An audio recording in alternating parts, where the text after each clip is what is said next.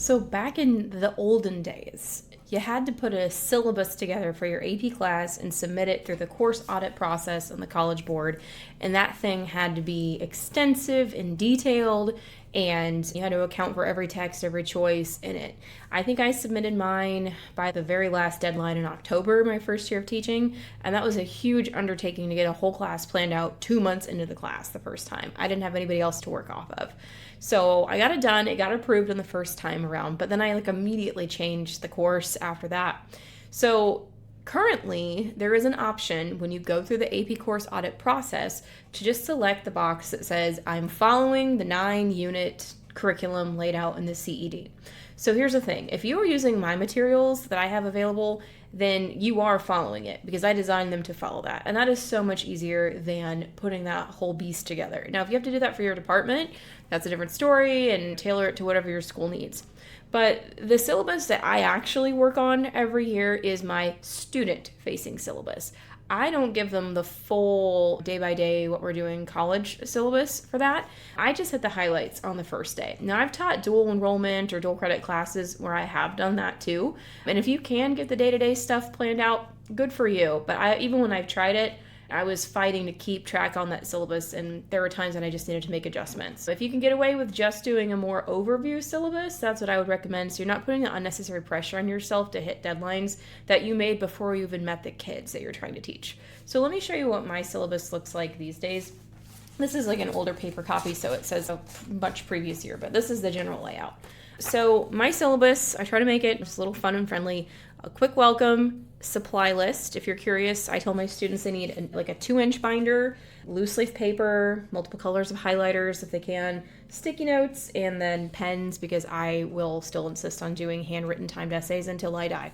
But the paper, notebook, that's totally up to you. And I actually just make all these things available to my students so they don't have to buy anything. I get donations every year.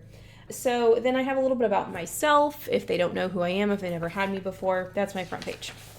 Then my second page, what is this class all about? I just simply copy the summary of the course description from the course and exam description, like their short version. I have my details about the AP exams specific to my school. So in your school, figure out, do the students have to pay to take the exams themselves, or is it covered? When is the date of the exam this year? And any other information they need about when they have to sign up by to take the exam and all of that. Grades and policies.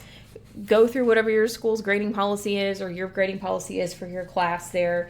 And then I'm going to expand my section on plagiarism this year to talk about AI. That's going to be a whole other video and how I handle that in the classroom. But make sure you have that in there as distinct from plagiarism because it's becoming a bigger issue than just simply copying someone's work off the internet.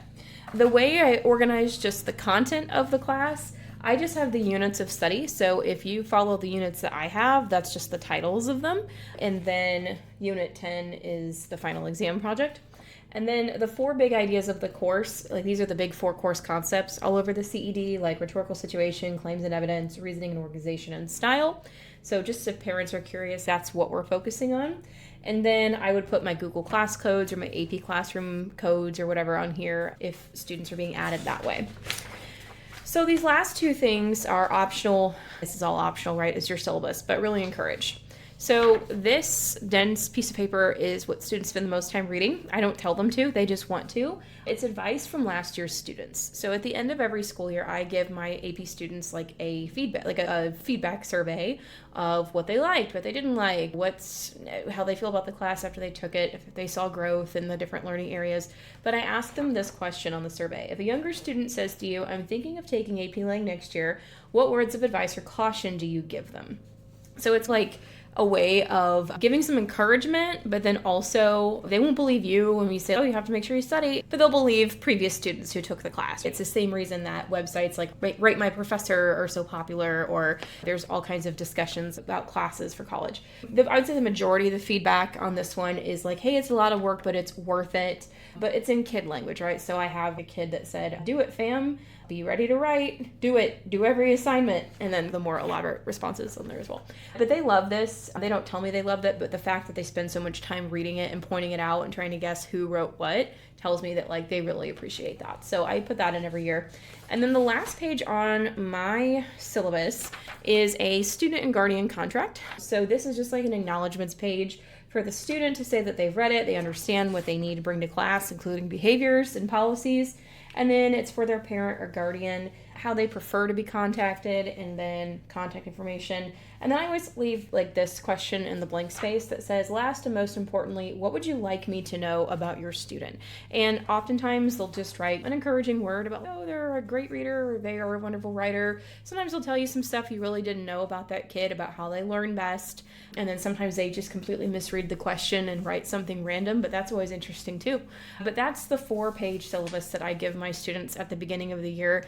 And I think it just helps communicate the most important things about the class without overwhelming them.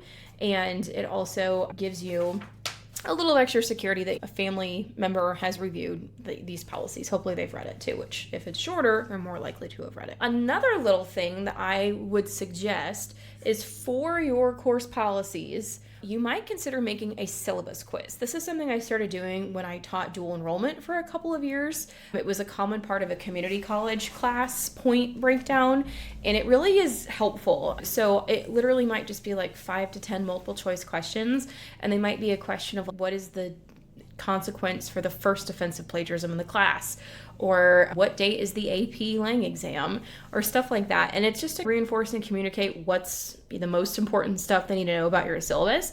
But it can also be helpful that if a policy, for example, is violated later on in the year, and then you can go back and look at their Google form response and get an extra data point that shows, yes, indeed, this student was aware of the policy and the consequences. Let's just say that can come in handy from time to time.